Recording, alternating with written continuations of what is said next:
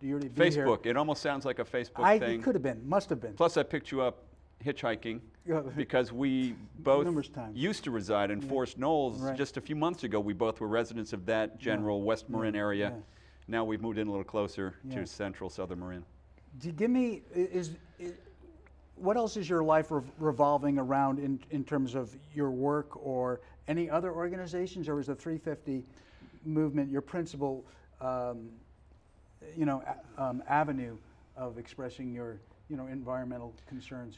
Well, I was just asked to join the board of another climate nonprofit called fossilfreecalifornia.org, and they lobby, among other things, they've done a lot of work interacting with Sacramento and the two gargantuan California pension plans, advocating that they divest their enormous funds from fossil fuel, from the stocks of fossil fuel companies. I'm surprised they still have them in the fossil fuel companies. It's been a tough uphill battle, but gains are being made. And this does, I mean, just to be clear about who I am as well, I have a business where I'm a certified financial planner, and I help individuals who want to reduce the carbon footprint of their investment portfolios. I help them do that. I show them how to do that. And so that's my business, and it's also so I can use some of the knowledge and information that I've acquired during the pursuit of this business. I can also bring that to nonprofits. So for example, within 350 Marin, which does a variety of different things, I, for the moment, am leading the divest/invest team of 4 or 5 people within the 350marin.org board that comprises about 12 people. Okay, so let's just put that occupational framework in some kind of perspective. You're kind of caught up in a greening of Wall Street in some way. Is that would be what you might present That's to an a interesting client? way. Not that I necessarily think it's possible, but it's okay. No, I do. I believe it's possible that the world is going to, we're going to pull through this. Go ahead. Well, I think for one, it's pretty clear that the entire world is moving toward a lower carbon future in many different ways. And it seems to me that, and then at the same time, the climate is warming up radically. It's becoming more chaotic. And so I almost think it's going to be a race between those two competing forces that is going to some extent, decide what the future of humanity looks like from a climate perspective, which then influences every other aspect of human society on the planet. If sea level rise just goes up a few feet all over the world, hundreds of millions of people are going to be impacted who live along coastlines all over the world. Anyway. Yeah. Let's share again the context of today's get-together, here in the studio. Number one, I was thinking of Greta Thunberg. Is that? It's interesting. There's one woman who calls her Greta Thunberg. Oh. Because at one point when she gave her name in one of her speeches, I'm referring to Greta now, it sounded like Barry at the end, but I'm not sure if that was because of her Swedish accent when she speaks English or not. So just by going by the spelling and knowing the tiniest little bit about Swedish, most people call her Greta Thunberg. Right, okay. And the whole element of what the climate strike is or was or over the last 2 months, it was like a question mark in my brain. I fully expect to be filled in much more as we go along. And both you and I here in California, north of San Francisco, Marin County, we're part of the PG&E blackout over the last few days. Absolutely. And that's sort of our, this is sort of the context like of where we're sitting context. here today. Very much so. And tell me some of your, what you've pulled out of that experience for yourself in terms of how it affected your life, or did you gain any insight about anything? Of course you did. Well, I think it's just astonishing to recognize that this is the 3rd year in a row where we're having catastrophic fires in multiple areas of California. Just think it's unbelievable. And some people are using the hackneyed phrase, the new normal. And climatologists and scientists feel that the flammability of our surroundings has been exacerbated by the climate chaos, the climate warming that's happening. Let me just put a little footnote in here. We're really, those of us in the climate movement are really trying not to use an anodyne term like global warming. It's just too vague. It doesn't come close to conveying the emergency of what we're actually facing, which I still think is one of the big problems with humanity. We're having a really hard time facing the dire implications of what the scientists are telling us, and also what we're actually observing, such as these unbelievably intense hurricanes, typhoons that have, seem to be cropping up with more frequency than they used to, with more ferocity, because that's what happens when the temperature of the ocean warms. So the fires, there's some connection there to what's been happening to climate. It's drier. The winds seem to be more ferocious. All of that contributes to the problem. Then there's all the human elements too, forest management, the fact that so many of us live amongst the trees now, Or maybe aging power lines of the PG&E system. So we're dealing with a civilization whose whole framework is it was created during the days of a different vision or paradigm, shall we say, from the 40s and 50s, power lines strung up across every street and through everything up above in the world of vegetation, in the world, not giving it a thought, apparently, even though Europe was on the ball, of undergrounding all these lines. But there's a variety of different things that have put us in this, and it's kind of it is a mysterious place to see that all of a sudden that every year is sort of here in California. I mean, coming into October, it seems like we're all going to be sitting on tenterhooks, just utterly nervous about what the implications are going to be. If it's not the fires, it's there's lots of people that are extremely vulnerable to having their power suddenly turned off. Elderly people who are living by themselves, people that have various disabilities that make it really critical for them to have access to electricity, whether they have oxygen that they need. Anyway, so I just think we're all going to be on guard in a very dramatic and emotional way until things start to change is going to happen. It's always a question of how quickly and in what direction. But change is coming, and maybe this will mobilize people and make people willing to elect folks who take the climate issue more seriously, and then maybe even spend extra money. There's taxes that are going to be levied to help us pay for things that need to be done. So there seems like that's the silver lining, if any, to this kind of horrendous fire event might be that it's going to make people understand how incredibly dangerous things have suddenly become, and even the fact having a power company that's a private, it's a publicly owned company, but they get to make their own decisions about what their priorities are, and they obviously did not make protecting the community one of their top priorities as they're managing PG&E. They wanted to make sure the CEOs get these giant payouts and all the things that go with. A little sidebar, I was amazed to hear Gavin Newsom actually criticize capitalism. I've never heard a top politician have in my mind, the actual awareness of reality of the particular model of capitalism that America has that the U.S. has followed, where really many corporations just think that their only obligation is kind of a short-term, profit-driven, maximize profits over short-term, which really flies in the face of so many things where you have to make plans decades in advance. And I think Europe does a better job than we do by far of planning ahead and thinking more long-term than we do here. Also being willing to explore alternatives, because we get in a, would you say, when the ball gets rolling in a certain way, we can't visualize doing it any other way. It's a momentum. And it's an inertia. Inertia and a momentum. Somebody's described it as the momentum of blindness, quote. But we're all caught up in it.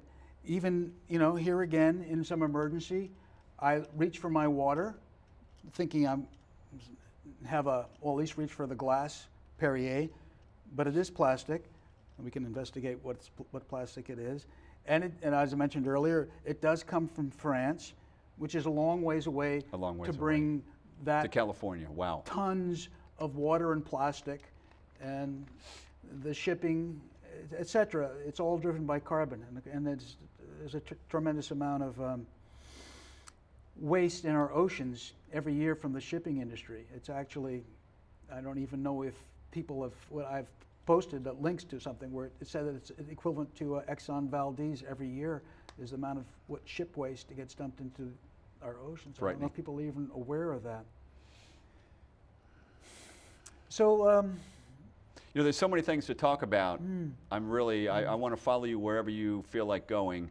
You know, we were talking about Greta Thunberg. Well, let's talk about the strategy. So let's talk about Greta. She is in a way kind of a de facto leader, it seems to me. And I have a great deal of respect for her, and I'm rooting for her deeply. But I don't necessarily understand or think necessarily. I'm still looking to understand what the climate strike, what she was calling for, and at what level. Maybe you can. Why don't you go back, and you were reading a little earlier. There was the last couple of paragraphs in one of her speeches. Do you mind taking a second, Patrick, and finding that again? I'd be happy to do that. But just before that, it's funny. There's kind of an ultimately simple, clean explanation for what she is pushing for, because she actually spoke to I can't remember the exact forum, but she spoke to a group of Congress people. I can't remember whether it was the House or the Senate, probably the House. Okay. But all she said was, we just want politicians to follow and listen and respond to the science. Listen to the scientists. That was literally all she said, and then she put the microphone down and backed away. And but she went on at some length in some of these other forums recently, and you know, pretty potent. Some of her language, the way she speaks, is one of the many factors that have made her so rapidly kind of an international spokesperson and a person of inspiration to so many. So here's an article from New York Magazine by David Wallace Wells. So here's when she was at the World Economic Forum, which is described by the author of this article as an orgy of plutocratic comity, friendship and hanging out together at Davos, Switzerland, where she traveled by train and slept in a small tent in the Swiss winter. She used, here's a short little paragraph. Adults keep saying we owe it to the young people to give them hope, but I don't want your hope. I don't want you to be hopeful. I want you to panic. I want you to feel the fear I feel every day, and then I want you to act. I want you to act as you would in a crisis. I want you to act as if the house was on fire, because it is. And I think that does kind of distill the urgency and the borderline anger she feels that the adult community writ large has just not held up its end of the bargain whatsoever to young folks, and has not put a big priority on protecting the future for young people. As much as coming out of the other side of their mouths, every politician that you've ever heard will go on at length about how much they love their children and grandchildren and how they do anything for them. Greta likes to put that right back in front of them and say, you folks are really hypocrites. You're mouthing these words and sentiments, and you've got these pretend emotions around your progeny, and what you're really willing to do right now does not in any way or shape measure up to that supposed commitment you have to future generations. What of the candidates, for instance, who are in the popular opposition, the Democratic Party, when you look at, and let's just say there may be 3 or 4 in your mind that have the right approach to carrying out what she is advocating, because I haven't really seen too much of But then again, I confess, I've not been following the debates or any of that too closely. Probably should be. But what is is it all the Green New Deal? Is that what everybody's trumpeting? Is there anything does anybody have anything fresher than that that they want to do on behalf of Greta or on behalf of the young people? What is the vision? What's going on? Well, there? It's been pretty amazing how much things have changed in just 4 years. Because 4 years ago, in that presidential season, heading into that election, none of the candidates said anything that I can remember about climate. But this time it's been much different, especially, obviously with the Democrats. And they even had a really lengthy 7-hour session that I think was hosted by, I can't remember if it was MSNBC or one of the other big media companies. They literally held a 7-hour session where each of the Democratic candidates went on at quite a bit of length about what they would do to address the climate issue. A session where? A 7-hour session, where was this? It was broadcast live, and you can find snippets of it. You can go by sort of each politician. I mean, Jay Inslee had a big impact. Who, he's no longer running for president. He was a Montana? No, I believe Washington. He's from, I think, governor of Washington. Oh, Governor of Washington. So he laid out a really comprehensive set of things that he would do. I mean, the Green New Deal is more of an aspirational framework, and to my mind, one of the most important aspects of it is that climate and social justice are talked about as inseparable. That we have to, and I almost want to go back to when you displayed, that plastic Perrier container. I think one of the things that we just learned over the last couple of days in communities that lost power for more than 20, I happen to live in communities that lost power for a full 72 hours.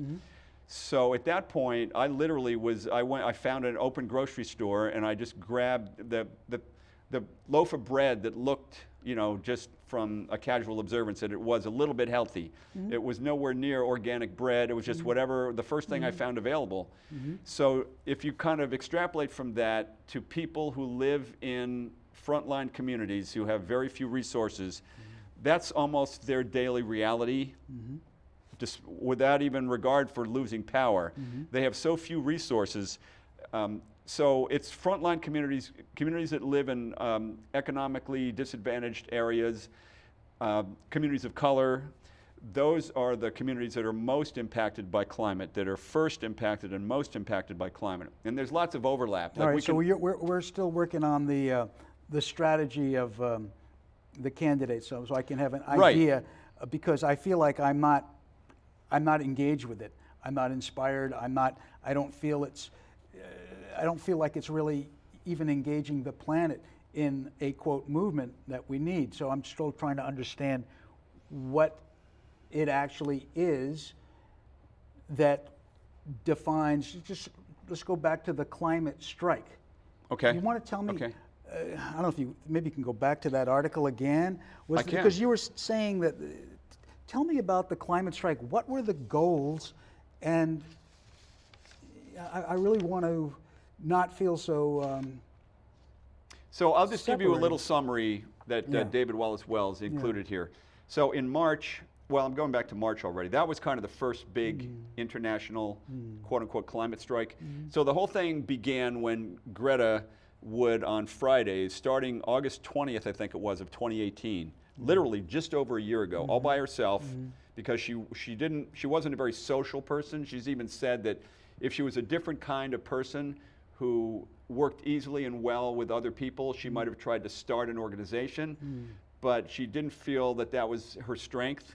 So she just did this individual protest by sitting in front of the Swedish legislature with a little sign, and that began, and then suddenly that pictures of her started to spread, and it inspired lots of people. So let me see, I'll even give it a summary. This is not the climate strike that happened in September. Of this past year. Right. But do you think that... This is an example, and I think it does talk about the movement itself in a way. Okay. So in March, an estimated 1.4 million school children followed Greta's lead, walking out of classrooms and marching in cities and towns around the world. 300,000 students in Germany, all over the world, 200,000 in Italy, 150,000 in Quebec, even in places like Namibia and Ghana, Taipei, the Philippines, Edinburgh, Dublin, Sydney, Prague, etc. But the strikes themselves are only part of what Greta has achieved. This is, I think, important too, because it goes beyond just the strike on one day. This article shows that the fact that she has spoken in many different fora, including Davos, to the US Congress, she's been at the UN. So the writer of this article makes the point that the strikes themselves are only part of what Greta has achieved. And he gives it as an example. In February, the president of the European Commission committed to spending fully a quarter of the EU budget on climate mitigation over 7 years, following a meeting with Greta. And shortly after she visited the British Parliament, its Conservative majority voted to declare a climate emergency. And that's something that is in the air right now in Marin County. Fairfax actually declared a climate emergency. And there's a movement afoot to go to each town, each city, town in Marin County and try to get each of these towns to declare a climate emergency. And then, of course, there's lots of discussion about what are the implications of that. What Does it are have the any real implications? meaning? I think that's very, obviously very important. So it's just, find it,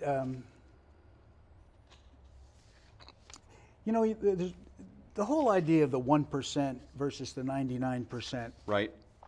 Seems to be the Occupy popular context Wall of our Street. times. And I've read, I had a copy of Bernie Sanders' Our Revolution to peruse and get a sense of where he was coming from. And I wanted to read about his beliefs of, or where he was going with the Green. I think he's strongly, from what I understand, for the Green New Deal. And just like you say, millions of dollars are being dedicated, perhaps locally, to this emergency plan, or in these European, people are going to do a giant commitment of money to a mitigation, whatever that means. And so Bernie says, make no mistake about it, or let's be perfectly clear, because I remember that's how he began his sentence after the few pages in his book describing the whole problem, I think pretty clearly. But let's make no mistake about it. The only reason we have all these problems is the 0.5% of the world that are, refusing to wake up, or I'm not sure exactly what they're refusing. But it just struck me, it seems to me that 99% of the globe has a lot of power that is not, we're banging our heads against this 1% or the 0.5%. They've got to free up this stuff. But I haven't heard, and God bless Greta, what I love about her particularly is her own willingness to be on a train, to influence her parents so that they no longer fly. Exactly. I haven't heard that talking to the 99%. Join me. Join me on the train. Join me in not flying. Join my parents. What can we do? Do we have the power simply by, like, look at our and I also went through the 72-hour blackout, and it was interesting, and it had some elements that were, a little bit roughing it for the average soul who wants a hot shower. Or some of us didn't have hot food at night. But to me, it had a certain pleasure, and I used the word allure in a little bit of a writing, and that was when the romanticizing a night with candlelight, and what is it to sit and maybe write something or in this different environment. Right, like Abraham Lincoln or something. When are we going to be called, and I don't think it's going to take 99%. Personally, I think it would take, I've tried to be neutral or optimistic about it. I feel like if you had, at one point I said 0.007, I was being influenced by James Bond. If people felt if you just had a group of people, and I think we do, but we need to maybe give more hugs and more support and say, yes, thank you for being the people who do walk, people who do not fly, the people who are putting their lives there in your community on a daily basis. A lot of them may be homeless people. They are not the consumers. They do not need this lifestyle, or they're making these choices. So where is Greta? Where is Bernie? Where is them firing up the American people to have a day of rest, to not go looking elsewhere for your solutions? And the other thing was these millions of dollars or billions of dollars or trillions of dollars to solve the problem. Doesn't a dollar bill represent energy? I mean, it does. Isn't that exactly what it is? Sure. So where is this money coming from to solve the Earth's problem? Well, it would be coming from the Earth, right? It comes from where does it all start? If we were using our available powers as humans to make the change ourselves, we wouldn't be using taxpayer money, which is taken from business growth, the whole consumption mechanism of the planet. We would not be, let's just say if we did have $20 trillion to solve the problem, would that create a spasm of energy usage? Because it's $20 trillion. You're going to blow that out to save the planet? I'm thinking, this is what's in my mind these days. It's like, when are we going to simply start living our lives like we don't have to be super rich, or, that's the question. That brings up so many. Yeah, I know, but let's go Greta. So I want Greta I really want Greta to share next time how she can do it and how we all can be like, sail or ride trains, or I want her to say this more. That's what I want from Greta. Well, the environmental community is very focused on the rapidity of the transition to a zero emission world. And right now, California is committed to, I think, zero net emissions by 2045. But a lot of people, including the folks that sort of originated the Green New Deal, AOC, that goal is much closer. It's really a 10-year goal, simply because the scientists have told us that if we get another 1 degree centigrade of global warming, we may very well, and when I say we, I mean humanity on the planet, may bump into some tipping points that are so catastrophic that it's really going to change the way of life for the vast majority of the planet. So that's kind of why the Green New Deal is focused around this time period of basically until 2030, that by 2030 we have to have made a huge reduction in the greenhouse gases that are being emitted into the air.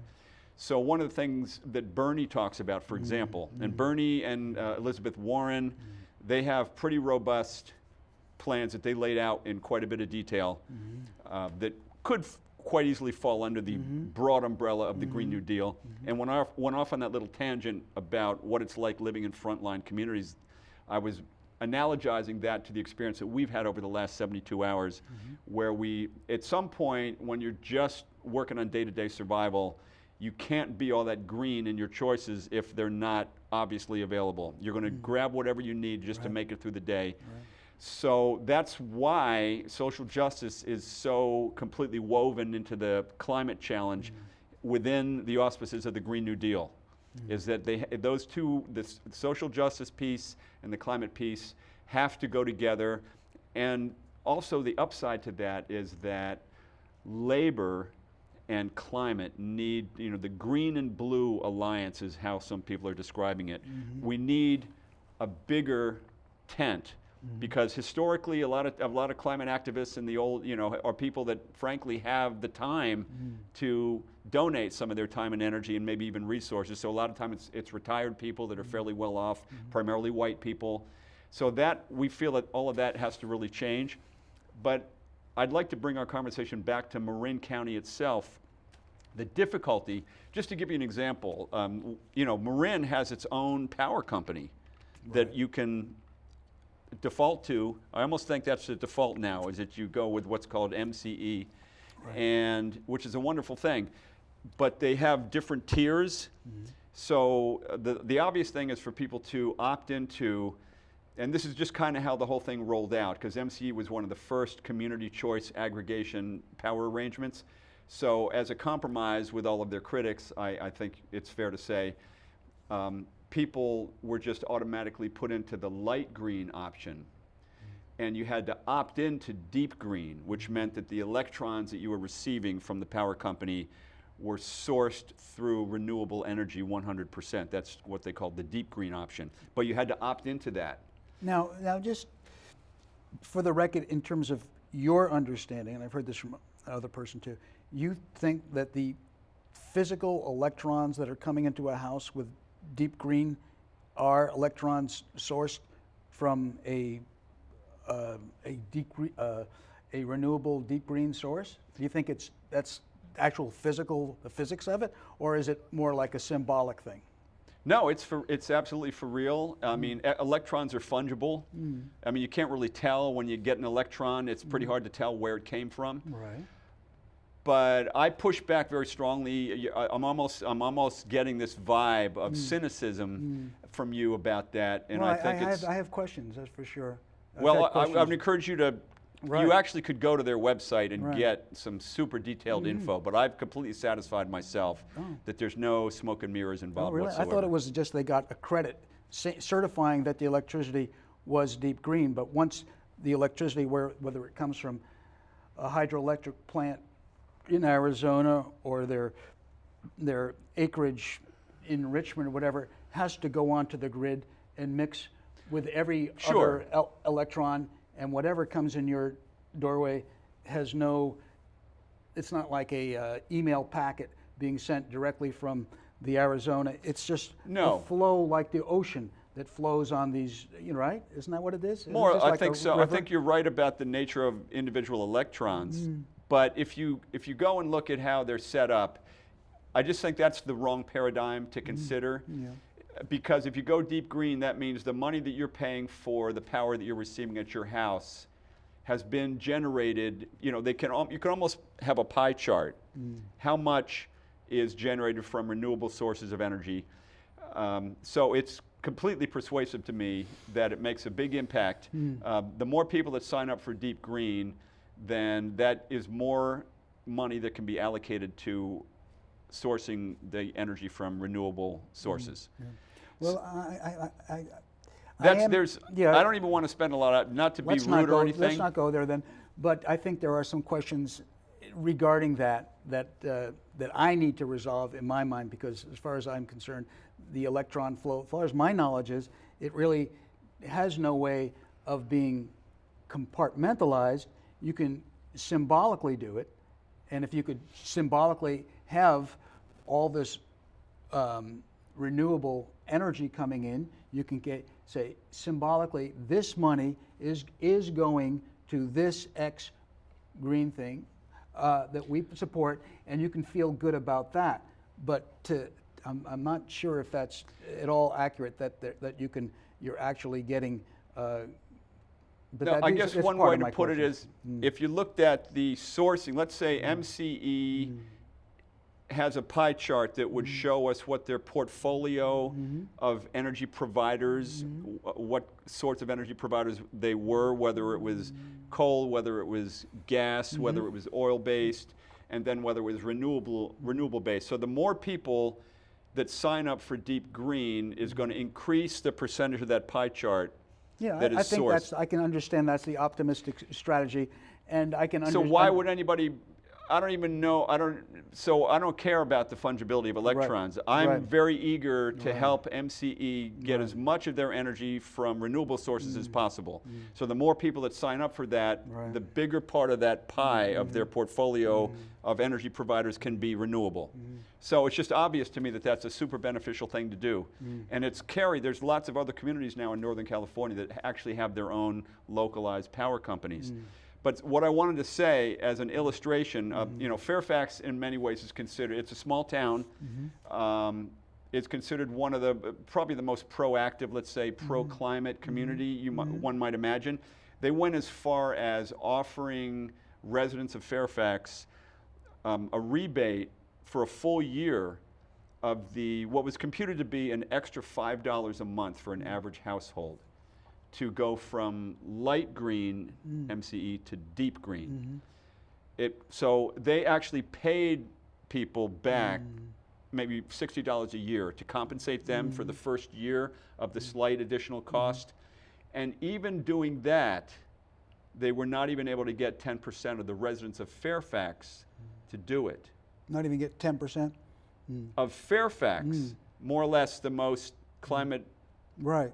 supporting town in Marin. I mean, I think that's, we're all sort of astonished by how the pace of life in modern U.S. society here in Northern California is such that it's part of our ethos too, the hyper-capitalism that we've bought into, the frontier mentality that each one of us is fighting against everybody else for resources, and people are so reluctant to make the smallest personal sacrifice.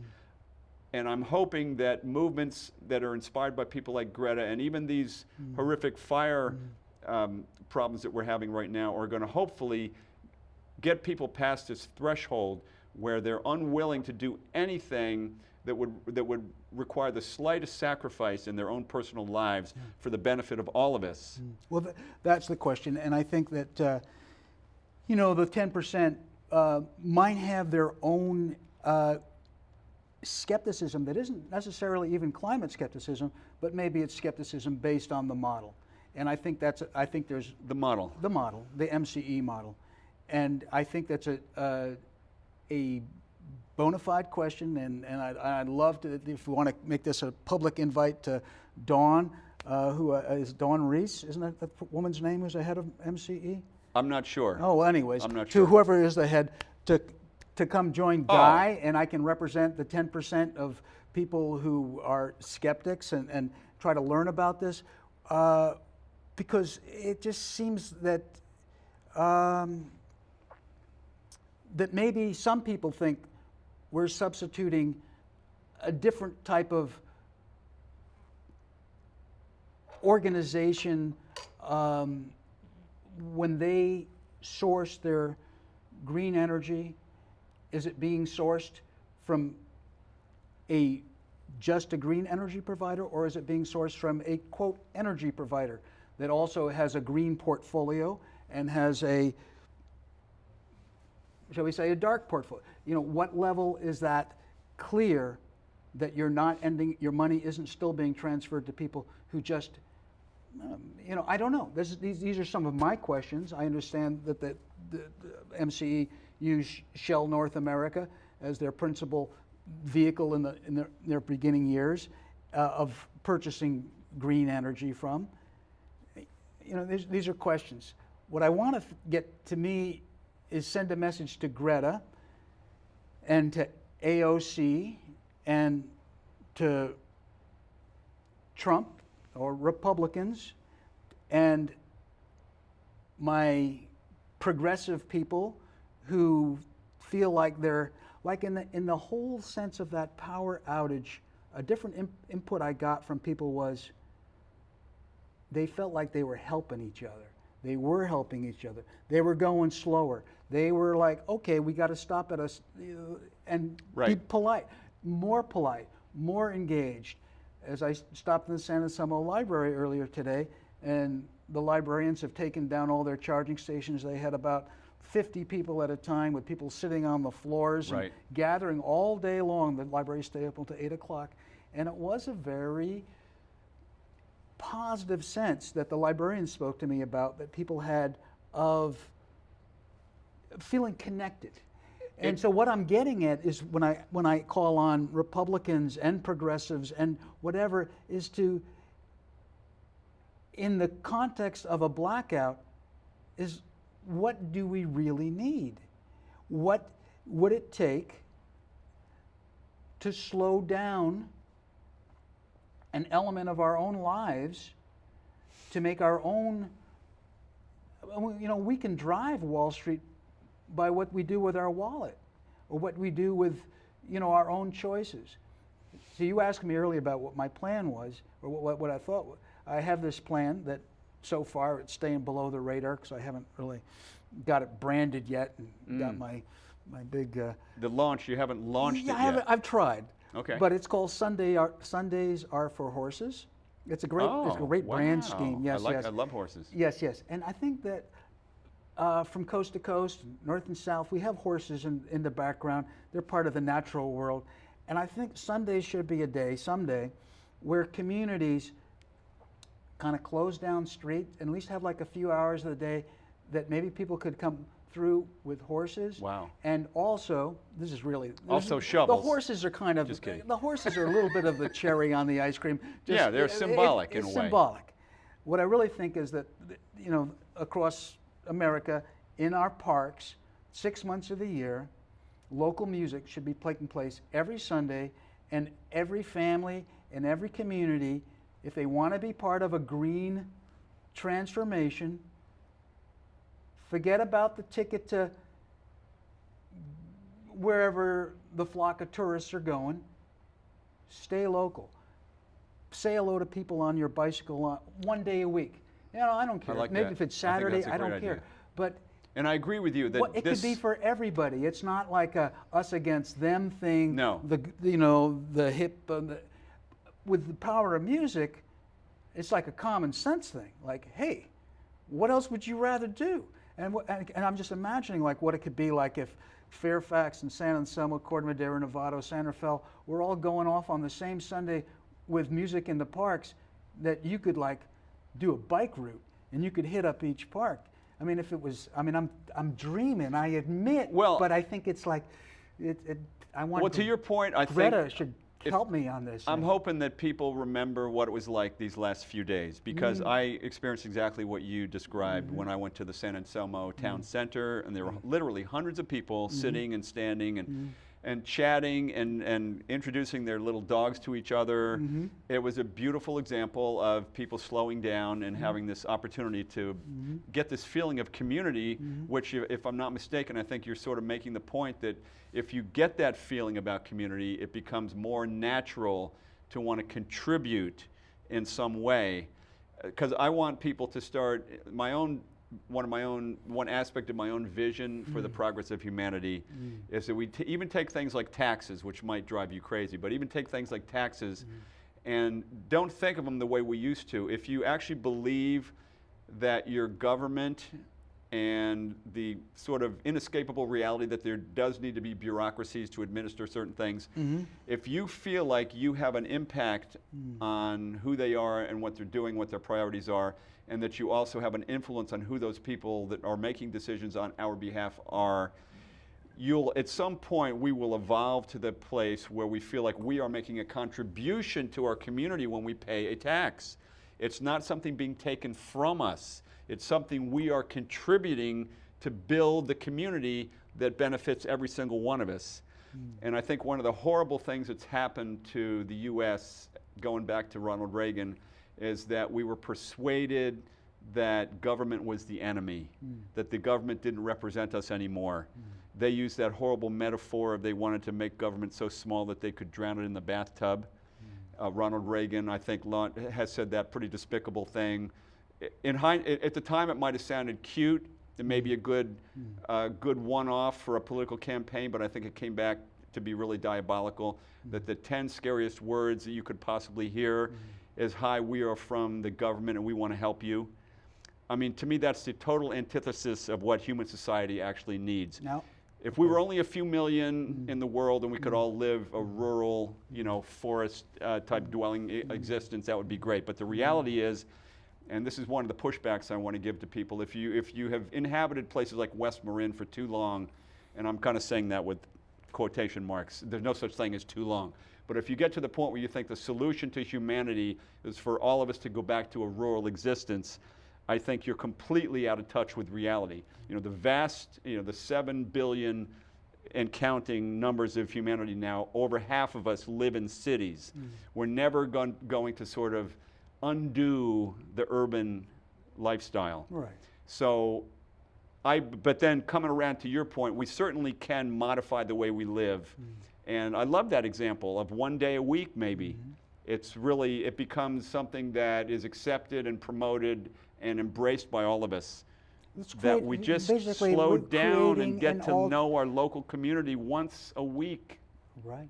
And it's what needs to be done here, to me, beyond Wall Street, to get Wall Street back down to a level where it's not out of control. Right. A measure of the Right. whole success of this country is how It's turned into our the- stocks are doing. And The tail wagging the dog when corporations dictate what countries do, Yeah. and policies that a but corporation is so we strong need now. to stop buying into it, even with. I won't get into it. Consumerism. Except that local economies, independent local businesses, this is where we've got to give our energy and our love and our support. This is what Agreed. this is creativity. This is responsibility. This is fundamental of the people by the people. The corporate thing, and I find it kind of. I feel people should be a little wary about too much government combining with corporations, even in the guise of making corporations behave. That we're then sort of creating a de facto good corporation that the government is somehow connected to, where I feel like we need to keep discovering what we can do locally. How the whole thing is solutions, isn't it, Patrick? And we're kind of caught up in this when we talked about that at the beginning of the talk about this momentum of blindness or this inertia. Right, inertia. We're not finding this easy solutions that are probably much more at hand. I mean, I'm not. Well, who's to say? But I feel like they are, and I feel like if we reach out, dare I say, to nature, which is actually the planet Earth itself and our very own lives, if we give ourselves a little bit, life may respond. Some people think we're on the verge of extinction, Oh yeah, there's a name for it. So how do we attempt to get ourselves with our feet on the ground again and back to giving to nature? Well, Not one of the just things that taking amazes anyways. me, one of the things that amazes me about the U.S. in general and various leaders and spokespeople for the U.S. is we seem to be very reluctant to look at what other countries have done and try to copy some things that have been proven, very obviously to be successful. Western Europe, Scandinavia, by any objective set of criteria, the citizens in those countries are much, much happier with their lives than most U.S. And I don't want to use America when I talk about the United States of America, because there's many countries in America, and we're so arrogant that we say we're from America, and everybody just assumes, oh, that means the U.S. of A. Well, yeah, guess what? There's lots of countries in Central and South America. Anyway, so I just have to say the U.S., but we could learn a lot by everything from education. The way Finland educates its students is so far beyond the education that we get here in the States, and the kids don't even get that much homework. I mean, it's unbelievable. We could learn so much by just looking and coming up with our own hybrid. I think a hybrid is a good idea, and I think. But we almost pretend we're the only country in the world so often. Talk to each other, and understand the hybrid to me of left and right are not enemies. Conservative and liberal are not necessarily enemies. That we have something to contribute. That everything, when things are done local, when people start feeling like they have a little bit of power, then they get a little bit of power. They have more power. We have power to make That's a interesting. dynamic change successfully on this planet. We have the power. We are not powerless. No. We don't have to be beating against the wall of the corporate. I mean, there may be some of that, and there's good governance as part of it, but I just feel like we're still waiting to really know how great our own human you immediately capacity. just those couple of sentences made me think of two things. Yeah. One is I just saw the title of a recent book which sort of asked the question that you postulated earlier, which is, how does 99% of the human race allow that minute fraction of oligarchs and billionaires to control so much of our lives? How is that even possible? I mean, imagine a football game where you had 99 people against one person. That's ludicrous.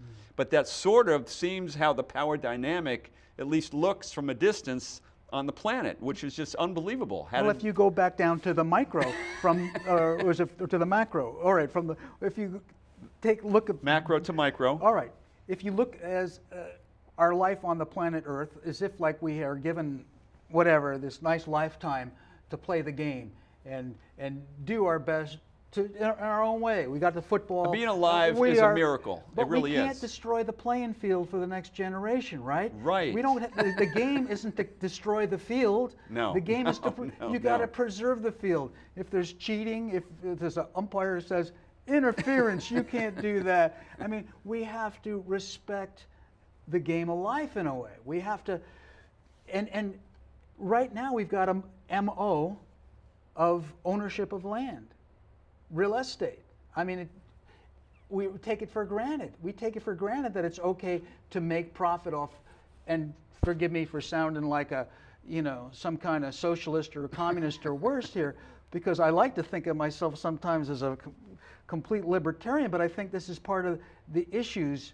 I think that we have to reconnect our sense of what the earth is to what we are, and what level we are all caught up, sometimes too much, in just simply profiting off a piece of turf, and that it's okay. And when I say profiting, I mean harming it, or quote, developing its natural. Well, there's nature. There's certain automatic conflicts or contradictions that we're never going to find the perfect solution, because it's always in flux. But to balance the power and rights of the individual against the power and rights of the community, whether it's just the local community or the greater community, is a Gordian knot that I think at some point we have to accept the fact that there will never be a perfect solution, because our opinions are going to change over time. Especially if, at one point we might agree what the state wants every town to do, and then we might vociferously oppose the next thing that the state wants the local community to do.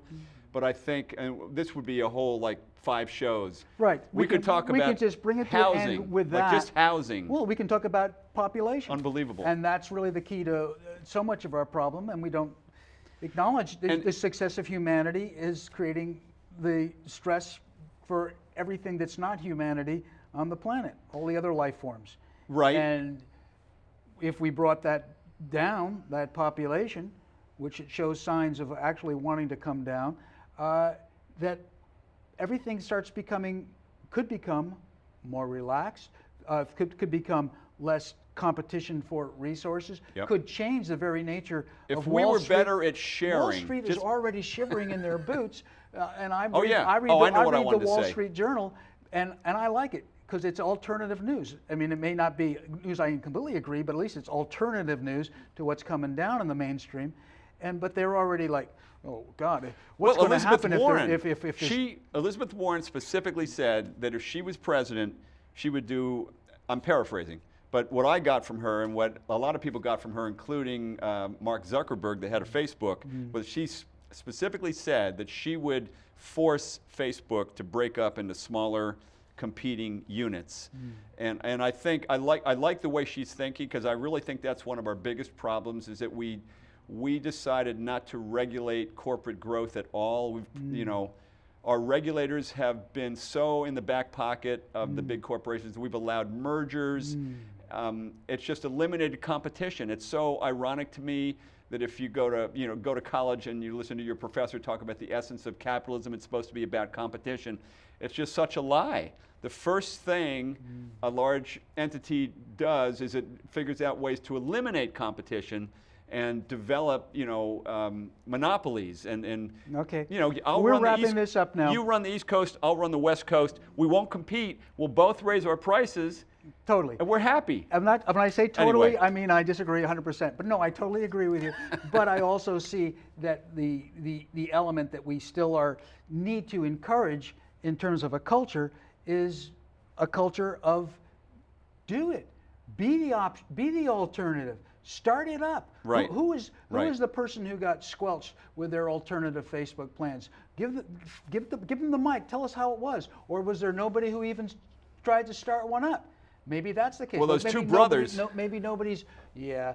But They went on to do the cryptocurrency thing. I mean, maybe we just have a blindness of our own, the potential. okay, if I is walk still out this waiting there. door and disappear forever, the one thing I want to tell the world is that I think we can make it as a species if we finally get the realization that we're all connected. Every individual is this gigantic chain, and we're only as strong as the weakest link.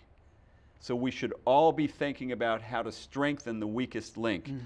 And up until now, we've been all about, Africa. We'll have some nonprofits and we'll invest a lot of money here and there. But actually, we're going to try to figure out how to extract their resources, and we're going to try to take advantage of really cheap labor, and we're going to be really happy that there's a All right, now I have a dictator. feeling we're Anyway. coming to the end of the actual physical time here. But we're learning. Okay, I just think we're learning that if we neglect to care about people who we don't have any direct contact with, that inevitably comes back to bite us, and even doing, existential damage to the rest of us if we ignore other parts of humanity that are struggling on less than $1 a day. If we just ignore that and don't try to help that, it's eventually going to destroy us. Okay. No enemies is the fundamental approach, and I think that's what you're getting at. What you're trying to say. Yeah. If we all looked upon ourselves as one, if we all had that environmental perspective that life in fact is one, that we would. Anyways, we got to wrap it up. It's Okay. got to come down to We it. can't live without insects. We can't live without bees. And you know pollinators what? for our People who are food. slow to get these things do not deserve to be hated or feared. The mess this planet is in is full of people who are slow to get it. And the people who are the slowest to get it, sometimes seems to me, are the ones who think they get it the most. And they, well, of course this doesn't matter, or I like, and it all does matter. And at what level do we get that we're all in it together? Patrick, you helped me get myself closer to Greta Thunberg. We need your help. Thank you. I believe that with Donald Trump and AOC and Greta all endorsing Sundays are for horses. Wow, It's I just, like that. It's like, and don't have to talk to each other. And can I paraphrase one more thing that goes to Go exactly ahead. what you were saying? Yeah. I don't remember who it was that said this, but to your point, the most terror-inducing thought is not how powerless we are, but it's actually the polar opposite. It's terrorizing to realize how much power we actually have, and we have a responsibility to use this incredible power that each one of us has. And if you really look at that and feel it, it's terrifying, because it means that you can't just live your life without really caring about what's going on with other people. You have a giant responsibility and a giant capability, each one of us. When I say you, I mean me and everyone, to change the world. Patrick. Thank you very much, you. Guy. Thank you for very having much. me. It's been fun. It's been great. I hope we have another one. I hope so too. And I do think you should have MCE's top spokesperson come in and talk to you. I would love to. I need to get straightened out on things. There's probably some information that you could use. Okay. All right. Thank Very you. good. Thank you, Guy. Thank you. Thank you, Greta. Thank you, Greta. Okay. All right.